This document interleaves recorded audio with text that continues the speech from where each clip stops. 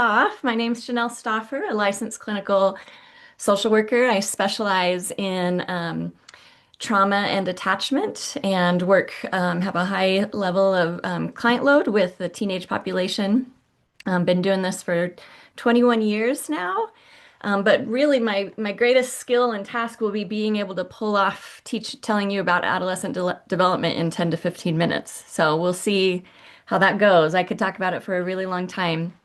But that's where we're going to start is to chat a little bit about what we're looking at in terms of context of youth well-being, what's going on the inside that's influenced by the outside. And so that's what I'm here to chat with you a little bit. Of course, we're going to be focusing on the individual teen, how they motivate, how they developed, how their choices are going, how their brain influences, how their brain development influences all of that. But I want to be really clear, and it should be clear at the end of these 15 minutes, that adolescence, as well as all those stages of critical development before age 25, is extremely relational and systemic.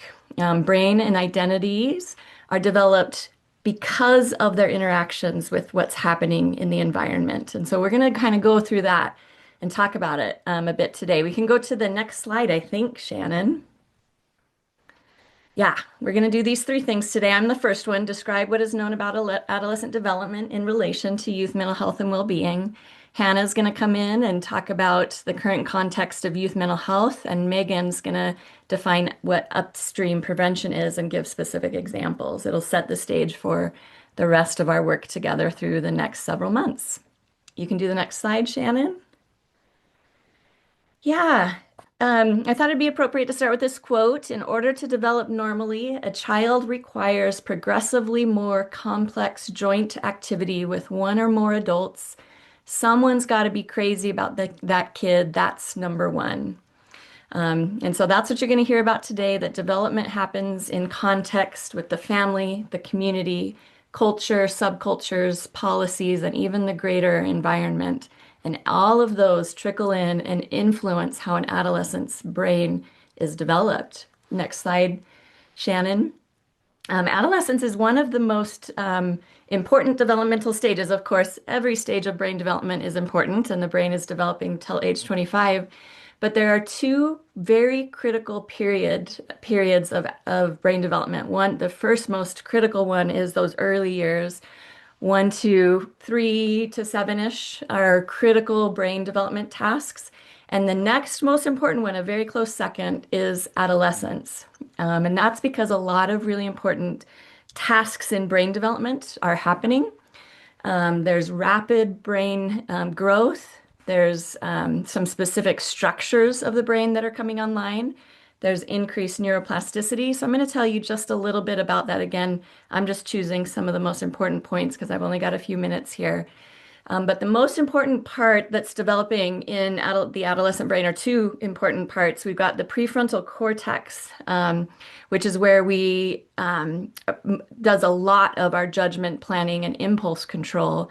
And it's the last thing to mature. So it's not 100% online in adolescence, but what is really highly functioning is the middle part of the brain, just behind the prefrontal cortex that we call the limbic area or the limbic system. And this is highly responsible for emotion, reward, like novelty-seeking behaviors. And it is at its highest rate and highest activity during adolescence, which leads then to more intense emotions and even higher risk-taking. It's interesting when you put together that the prefrontal cortex is the last to develop, so it's not completely online yet. And the limbic system then is highly activated, which means there's a mismatch between judgment and emotion during this phase. And so we might see some things come up that might make it seem like they know better, but it's truly an issue of what's going on in brain development. It explains why adolescents often feel emotions intensely and act impulsively rather than stopping to think first. Another really important thing that's happening in adolescence is this process of myelination, which is the insulating of neural pathways, which is a really important part of brain function. And also synaptic pruning happens, and it is happening faster and more efficiently during this phase. That's the use it or lose it phase. And so that's why it's another important phase of development because what isn't being used is being pruned off. I mentioned already that adolescence has a very high level of neuroplasticity, the second highest time of neuroplasticity. The brain is able to change quicker and more efficiently during this phase, very similar to how it was doing in those first couple years of life, which is a very plastic period of life, which means that experiences both positive and negative literally change the shape and conditions and architecture of the brain. Things like relationships and learning, trauma, the environment, all work to sculpt the brain during the adolescent period. Healthy risk taking, like in sports or creative challenges, new friendships, actually help develop new adaptive circuits for reward and motivation. And it does it very efficiently because of the plasticity of the brain. Another really important thing I want to mention, this is one of my soapbox really, is the importance of sleep and the adolescent brain. In adolescence, we see that teen circadian rhythms naturally shift about 2 hours later during puberty. So whereas early childhood, middle childhood, late childhood, and then adulthood has a circadian rhythm that rolls maybe like a 10 o'clock bedtime to a 6 or 7 o'clock wake time. Adolescent rhythm is moving to more like a optimal time being 12 to 8. So this causes a little bit of mismatch in the systems because schools usually start a lot earlier than 8 a.m. So teenagers are getting a lot less sleep than is actually needed for their development. So that's a thing for sure. You can go to the next slide. Yep, okay. Yep, another important task in adolescence that's also going in tandem with that rapid brain growth is the identity formation. This is when in relationship with whatever's going on from family to the community to the environment, being shaped on the inside is who I am in relationship to my environment. This is where race and gender and sexuality and values start to emerge in the who I am type of questions. Let's see. The onset of some mental health conditions begin to emerge in this window of time, adolescence. And since development is plastic, meaning the brain can change, it's the supports or the stressors that are present during this stage of development can shift trajectories and can begin making us see serious vulnerabilities that are coming up. So we often see about 75% of mental health diagnoses emerge during these years before the age of 25. All right, next slide. All right, the systems absolutely shape development. Us humans are born to be in relationship. We're called an altricial species, which means we're one of the mammals. We're some of the mammals we are the mammal with the longest development outside of the womb, the longest period of development outside of the womb. And our development, then we are carried in utero, of course, held in our mom's stomach. But then when we're born, we're held by our communities and the people that raise us, and it's responsible for our development. So family is that first one. Of course, there's some protective factors in the family system that can support healthy emergence through the adolescent stage of development. The first one, of course, is a secure attachment, this space with the family that is bonded and trusting, but also allowing healthy levels of independence and exploration. Warm monitoring is a protective factor in the family system, and open communications actually buffers against stress and helps co-regulation. But there are risks, If there's any factors influencing the caregiving system through mental health, perhaps, or poverty, or trauma, or family conflict, those become vulnerabilities for that brain during that very important development system. And we're going to talk about trauma load here more extensively here a slide in the future, but I will name that trauma during adolescence has a high impact on brain development. We will talk about that. And trauma is really any stress or cumulative stress that requires more from the nervous system than the nervous system has to give, which limits, which causes the nervous system to move into a passive state, which we'll talk about in a second. I thought it'd be important to add the Idaho context. There's some vulnerabilities, access to mental health support, and access to mental health support of independent of family can be a barrier for youth in Idaho, and we will be talking more about this as we move forward in future sessions. Next slide, Shannon. All right, and then the next level out are those school and peer systems, and especially in adolescence, we notice in the attachment dynamic, which attachment is the process of forming the brain in relationship to others. In the early years of development, it is completely dependent on our parents and the mature nervous systems in the environment. In adolescence, it is a period of switching attachment to the others in the community. So at no other time is it more important to have systems outside of the family supporting kids.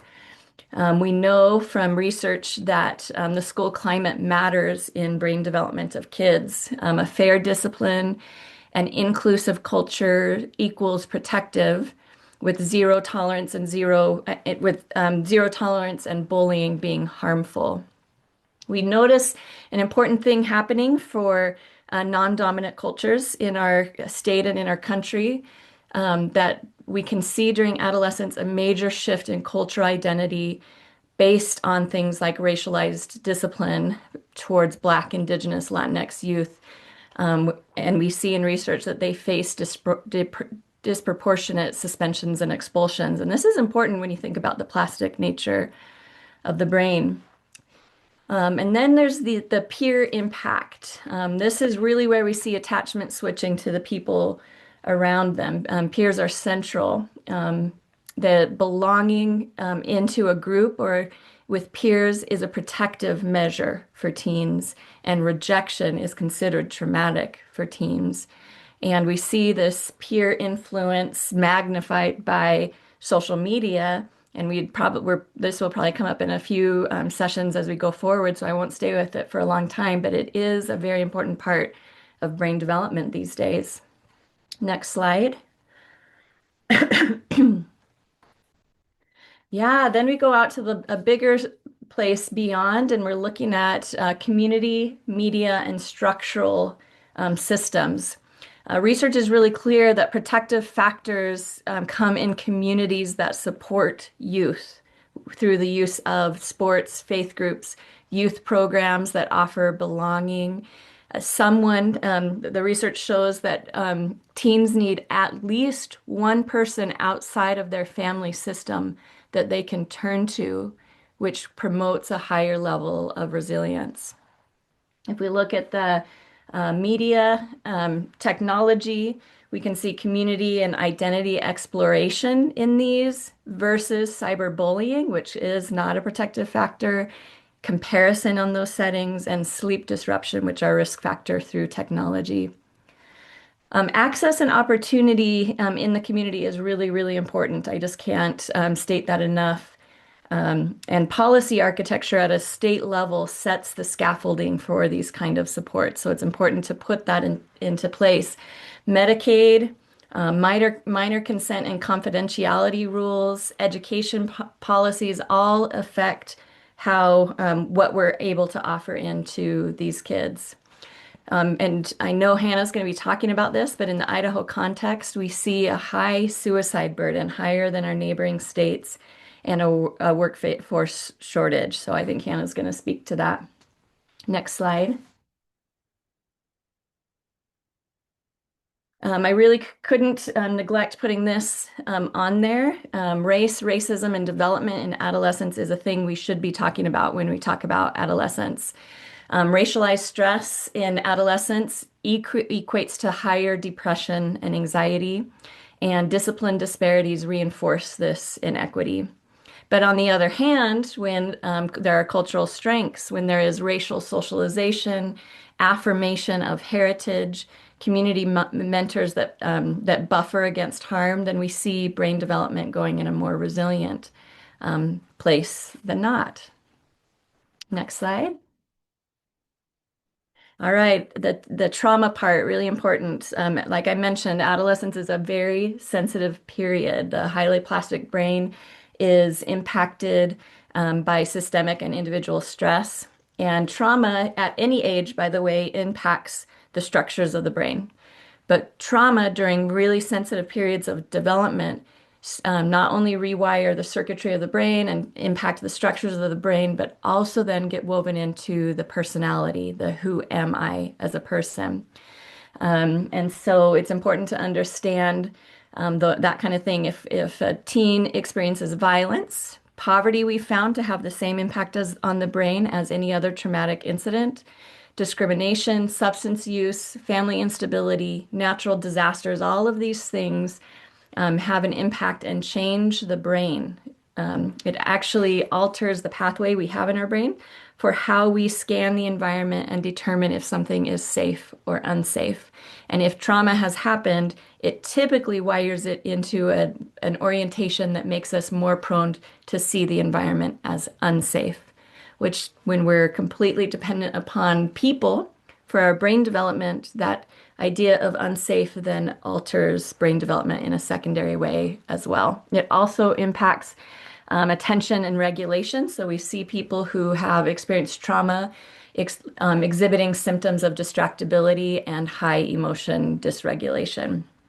But on the hopeful side, predictable, safe, and culturally affirming environments recalibrate the stress response. And in fact, if this response comes quickly after a traumatic event, these hopeful sides of things can actually buffer against the brain storing it as stress. So when we have systems in place that can respond quickly, we know it can be a protective factor for trauma.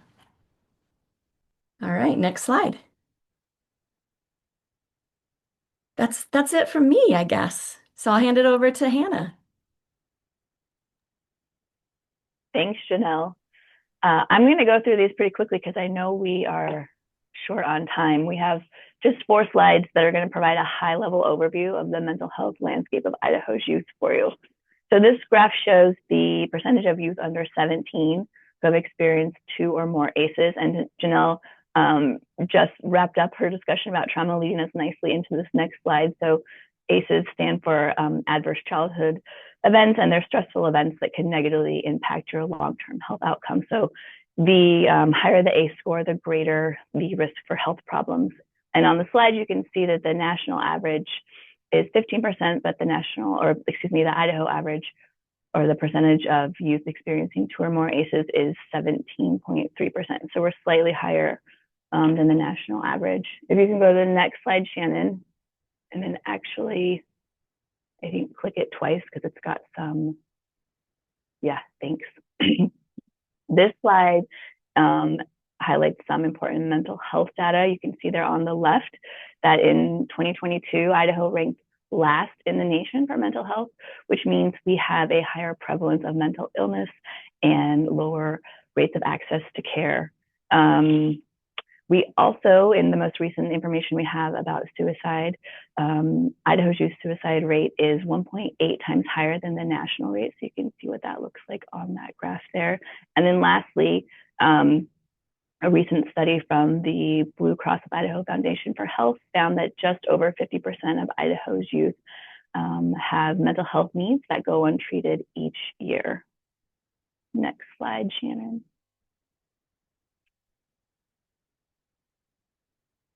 Thank you. This graph has youth substance use data from the 2021 Youth Risk Behavior Survey. I'm not going to go through everything you see there on the graph, but I do want to draw your attention to the table on the right. And you can see there that the Idaho percentage of youth using alcohol is slightly higher than the national average, but the percentage of youth using marijuana is slightly lower than the national average. So we're pretty much neck and neck, on par with what the national landscape looks like. And then the last slide, Shannon. Thank you. This slide is specific to Idaho school district that participated in the Idaho Youth Wellbeing Survey, which has recently replaced the Youth Risk Behavior Survey. The Idaho Youth Wellbeing Survey is really interesting because it assesses depression using questions from a validated clinical depression scale called the QHP9. You can see it down there on the bottom. So it's what a clinician would use in their office, and it's just a much stronger indicator of the depression landscape here in Idaho. So you can see with the orange line that indicates the difference between mild and moderate depression. And that's also the point where a clinician would move forward with some sort of referral for care. And at this particular high school, 30% of middle school students and 44% of high school students indicated that they were experiencing moderate, severely moderate, or severe depression, that if they were working with a clinician would move them into some sort of care. And that's it for me. Like I said, I was going to move through those quickly so Megan can talk about upstream prevention. Thanks, Shannon. All right, great. I'm happy to be here with you all today. And I was joking with my fellow panelists today that this is the shortest I've ever talked about this. So I'm going to be conscientious of the time. And those of you who have heard me speak know I'm not good at that. So I'm going to balance both of those things for you. We'll start with, we're just really setting the stage. Obviously, this whole Echo series is about upstream prevention and how do we actually tangibly, concretely, easily apply it into our school context. So I'm grateful that you all are here. And really, this is just putting our toes in the water, and there'll be many more conversations to go deeper. We'll start off with the parable of upstream prevention. For those of us who haven't heard this parable, the idea is that this community one day had someone drowning in the river, and they're a great community with amazing connections and intentions, and so they worked together really hard to save this person out of the from drowning in the river. And they were a little tired, but they were like, we're so awesome. We saved this person, and that's great. And then the next day, there were two people drowning in the river. And then the next day, there were three people. And these people started becoming more and more exhausted, but their whole life became about trying to get people out of the river because obviously none of this group of people wanted people to drown in the river. The idea of upstream prevention is that one day someone said, we're exhausted. We can't keep this up. We're burning out. We're not saving these people. There's a lot more people drowning in the river. What if we asked, why are people falling into the river? Why are people drowning in the river? And so they decided to look upstream and think about what was going on there. And in the parable, they give lots of fun metaphors if you're a metaphor kind of person, right? Around like, oh, maybe it's a slippery slope and we need a fence there. Maybe people are lonely and we need a friend there. But the idea is that when we look upstream, we stop focusing just on the crisis and burning ourselves up, and we actually stop the crisis from happening in the first place. And that is why we and the ECHO staff and the panelists in this group are really excited about bringing upstream prevention not only to you, but to the schools across Idaho and to our communities across Idaho. Oh, next slide. I was just trying to advance myself. Okay, so upstream prevention for more like nitty-gritty detailing is a focus on the root causes rather than waiting for crisis to occur.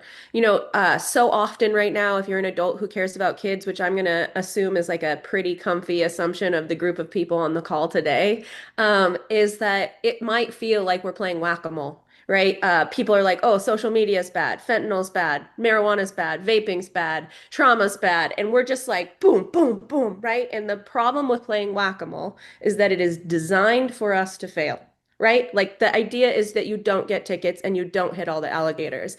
And so upstream prevention actually shifts our focus from hitting all the alligators to turning off the machine, if you will. And so it focuses on those root causes. It doesn't wait for the crisis to appear. It stops the crisis before it starts. And part of that work is really focusing on the whole context or environment, whatever word you like. It's about the conditions, right? Because each of us know that we have conditions outside of our individual self that impact our mental and emotional well-being, right? If we get into a car accident today after work, that's going to impact us. If we get into a fight with a significant other, that's going to impact us. And so, really, it's about thinking about what are the conditions in our environment that are leading to poor behavioral health outcomes. And so, when we start thinking about that, we want to reframe our thought process to focusing on increasing protective factors, which Janelle gave you a lot of great concrete examples on what a protective factor would be. And we also want to reduce those risk factors at the community level. So much of our work right now, unfortunately, is at the individual level. And that is important. Don't hear me saying it's not important. But if we don't change the context in which young people are needing that individual help, we will never get ahead of the problem. We will be the people in the river tiring ourselves out. And in fact, there is some evidence that that is happening in our state. Not only are clinicians leaving the state who do mental health work, but we also are specifically losing a specific group of clinicians, and those are those who serve adolescents. And the reason is because we are burning these people out because we are not changing the context by which young people are struggling, and our burden of struggle, as Hannah so well pointed out, is going up and up and up. So it's natural for those folks who are trying really desperately hard to save one kid by one kid by one kid for them to need more support. And that is really where upstream prevention can come in and why we're so excited you're all here. Next slide. So just kind of going a little bit more into what we mean by moving upstream for youth well-being. I know we've likely all heard this term bandied about. In fact, so many folks, when I talk to them, they will tell me, oh yeah, we're doing prevention, right? And then I'm like, oh, okay, yeah, that's kind of prevention, right? And so I'll just kind of dichotomize what a downstream action would be. This would be something like a crisis response, emergency room visits, crisis hotlines, and planning. That is all reactive, right? It's waiting for something to already be a challenge, a crisis, and then saying, let's help it. It's treatment for severe illness, whether that be substance use disorder or mental illness. And then it's also disciplinary systems, right? It's waiting for someone to have such a challenge that they might need discipline and then disciplining them out of it. When we think about upstream prevention, if you like the word proactive more, this is what we're trying to do. So we're building those protective factors, as Janelle said, in the family environment, but also in the school environment and also in our community environment. The more young people feel like people in my family have my back, people at my school have my back, people in my community care about my growth and they have my back, the better off young people will be, no matter what risk factors are in their path. Upstream prevention also looks like skill building, right? It's helping young people to build those social relationships. One of the things that we're discovering as we really dig into the problem of why Idaho's young people are struggling more than us, young people in other states, is this social isolation or this loneliness factor. And we can't just tell kids like, don't be lonely, right? Young people need support for that. They need adults in their community to be role modeling the types of behaviors that support healthy social relationships. And they also need to be given skills and specific overt opportunities to grow their own social abilities. As Janelle stated, this is a really cool time. One of my favorite adolescent specialists, he says this is the last best opportunity because the brain is rewiring. And so if you are a person that feels frustrated because you're working with teenagers all the time and it seems tough, I think it's very helpful to think about like, this is a moment we can change them again. Like, so this is an incredible time. And so if you feel kind of like, oh, this kid's a lost cause, no, their brain is changing right now. And so if we can get in there, we can really be proactive and set them on a better course. Another upstream prevention approach would be reducing risk factors. So if there's high rates of violence or trauma in our community, what can we do to alleviate those barriers, right? And so if we are in a community where many of our families are overtaxed and overstressed, what is it as a community that we can do to support those families? And then finally, promoting positive activities. So things like sports, arts, mentoring, all those things are great for kids for a variety of reasons that Janelle kind of covered when she talked about development. All right, next slide.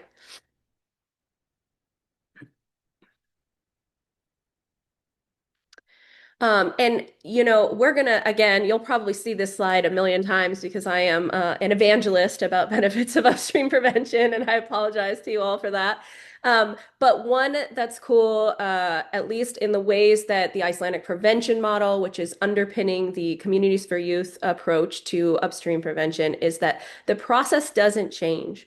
Once we start shifting people's minds in a community to be thinking about the protective factors and risk factors, they don't have to be a special expert in anything. So that is one part that's great. Another is that it builds our capacity to sustain attention on what matters. Again, in the beginning, we talked about the whack-a-mole problem, right? And we're all tired because we're all trying to learn like the new thing, the new boogeyman. Remember when Tide Pods were a thing, you all? No one guessed that. We didn't think that was like coming down the pike. And then all of a sudden we're like, oh, I guess we have to learn about why teenagers are eating Tide Pods and why they're dangerous, right?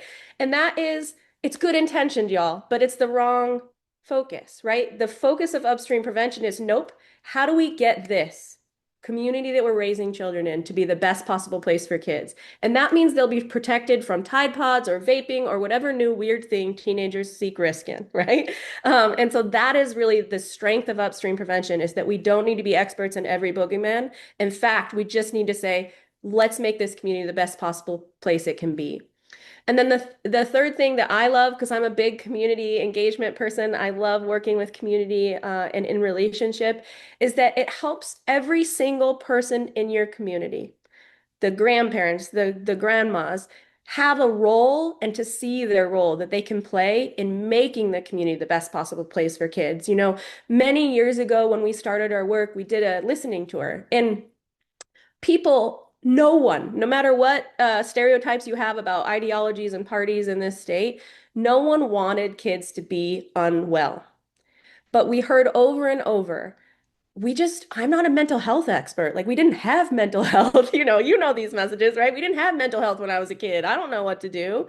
And the great part about upstream prevention is when you say we're building protective factors in this community, can you be a trusted adult? We're building protective factors in this community. Can you help support after school opportunities for kids to explore themselves in, right?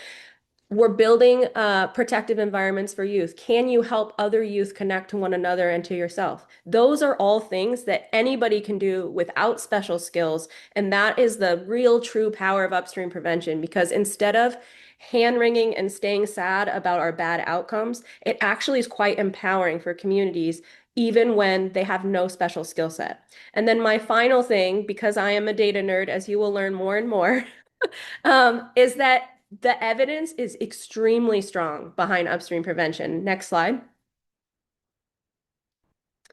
The upstream prevention approach that we use is based on the Icelandic prevention model, which started in the late 90s. You can see this green line at the top is representing how many of their 10th graders were drunk in the past 30 days in 1998. This was 42%, you all. They had the highest rate across Europe. They were in a bad place. Jim Foudy and I like to show the picture of what Iceland looked like in that time. There was a quarter downtown Reykjavik where police officers were literally not allowed to go because the substance use was so high that it was too dangerous. So they had a massive problem. And as they started shifting their work into an upstream prevention approach, you can see that green line go down and down and down. And then I actually have an even more up-to-date slide that you can see it hold this whole time. So this is the most successful youth substance use prevention approach that has ever been measured in the world. And I know that sounds like I'm sailing it, but that is the truth. I challenge you to find any 2-week program, any health education, like let's learn about fentanyl things that has these same remarkable outcomes. And we are starting to see this across the US as we bring this model here. And the cool part is, next slide, we're starting to see this work for mental health in our Idaho context. So the formatting on the slide got a little wonky, but the idea is this is a school that we originally started surveying about their depression rate. And unfortunately, that first year we surveyed, it was 66%. And you can imagine 66% of your kids are at a clinical level of depression. That is a unwieldy problem that feels great. We're fortunate that we had an incredible leader in this space and an incredible community support system that we worked on focusing ourselves around these issues. And the next year, we were able to bring it down to 30% and then down to 24%. And I'll let you know how it's going this year when we see it again. And so this is like an incredible thing, right? So I talked to you about Icelandic prevention model since the 90s, really focusing and pulling down these rates. But look, we're seeing it work here in Idaho context in the mental health realm. And that's really, really amazing. Next slide. So just some key points to leave you with, and I cannot believe I'm nearly making time.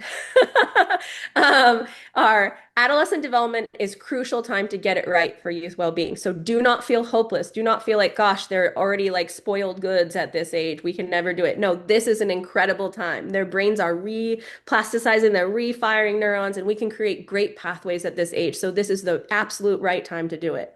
Behavioral health is a real challenge for Idaho's youth, but we are not interested here on this echo call to wring our hands and feel sad about our bad outcomes. We're not interested to be sad about being 50th out of 50 states. What we are interested in is what can we do differently in this state to change outcomes for young people. And our belief is that upstream prevention is the way that we do that. It creates lasting change at the root cause level, and it can help protect against lots of downstream outcomes. Again, it allows us, instead of playing that whack-a-mole game, to get ahead of the problem and stay with our attention focus there and hopefully prevent lots of crisis down the way. So I really appreciate you being here today and really, really want questions. We only have about 8 minutes, but I would love questions and answers from anyone for anyone on our panel today. Thank you guys so much. That was such a wonderful presentation. So to our audience members, we would love if you guys would either use the raise hand feature or just come off of mute and ask your questions. You can also put them into the chat, but we've got about 8 minutes, which Megan, great job on timing. I even had a little 5-minute buffer built in there, so good job. So I'll open it up. Jim, you want to start? Thank you. Yeah, Janelle, fascinating presentation about the development of adolescent brains and the plasticity. Any thoughts on the role that physical exercise plays and whether or not that's important? Yeah, physical exercise is important. I don't have the data in front of me, but there is a lot of research that shows exercise supporting the myelination that we talked about, which is the lubricating of the neural pathways, super important, and also the creation or stability of dopamine creation in the brain, which is really in developing in high levels then. So it is a really important among many other things, but those are the ones that are coming up for me. It is really important. Thank you.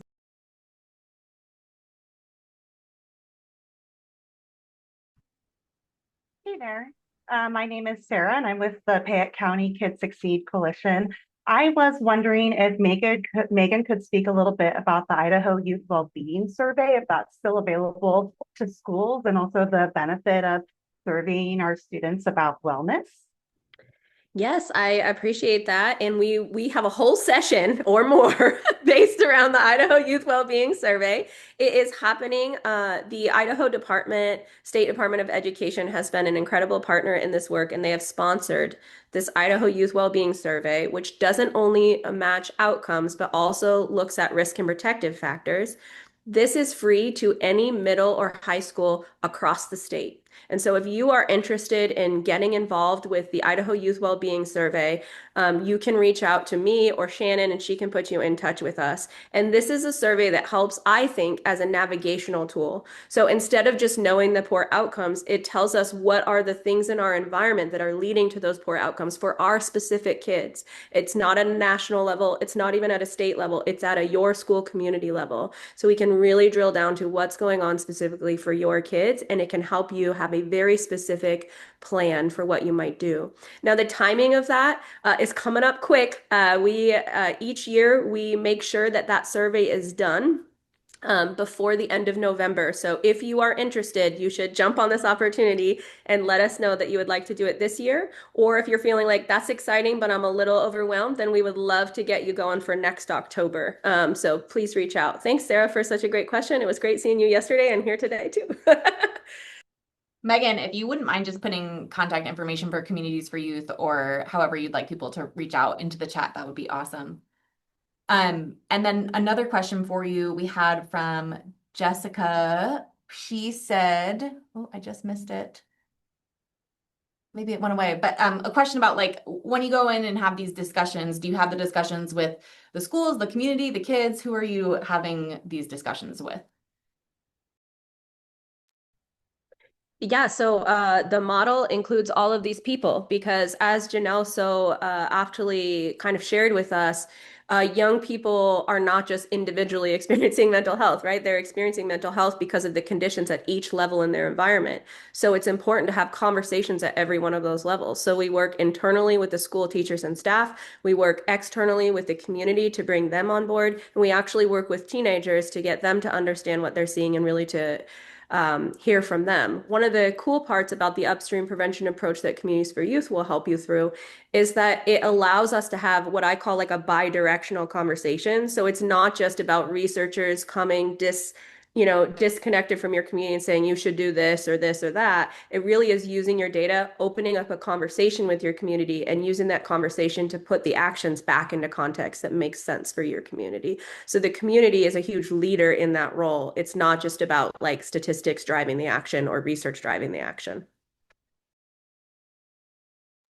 Thank you. A question from Adam.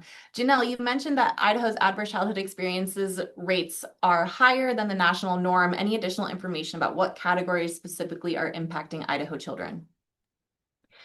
Yeah, and I bet Megan and Hannah have some information on this too. There is a high level of poverty that is impacting adolescent development brains, and now I know that is absolutely part of it. Lack of access to mental health care after traumatic events is increasing ACEs as well, because that's a factor in it. Megan, what are you finding?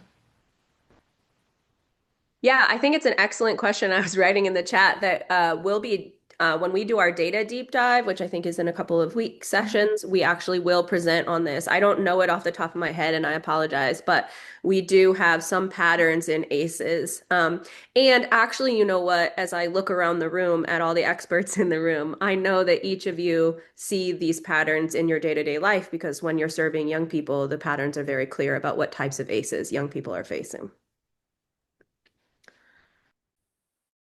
Thank you guys so much for all of your questions. We are just about out of time today, and I want to do a couple reminders. So again, thank you to Hannah, Janelle, and Megan for a wonderful presentation. Thank you to the 60 plus of you who joined our first call today. This is so exciting. There are 50 cohort members. Our cohort is completely full at this time, which is also really exciting. But if you are interested in future opportunities to be part of the cohort, we are hoping to continue this series into future years. So always reach out if you're interested. We're happy to kind of help connect you and get you more involved. We are going to be back on Friday, November 7th. So again, this is going to be the first Friday of next month from 10 to 11 a.m. Mountain Time. We have 3 school leaders who are already doing this upstream prevention work. We have Jim Foudy, who's the superintendent of Blaine County. Adam Johnson is the assistant superintendent of Blaine County, and Norm Stewart is the superintendent and principal of Marsing right now. And he's doing double duty. They are all going to be presenting about strategic planning for upstream prevention in the school setting. So really hitting on that mark for those of you who are part of that strategic planning process. And they'll also be kind of talking about a real life case of what's going on in their schools. So again, that will be Friday, November 7th. Just as a reminder to anyone in that cohort, you should be getting an email relatively soon with a link to your first assignment. Whether you click on that or not, it should also automatically bring you to the pre-survey if you haven't completed that yet. So let us know if you're having any issues, but we are excited to see you guys again. Happy Friday. Have a great rest of your day and a wonderful weekend. Thank you.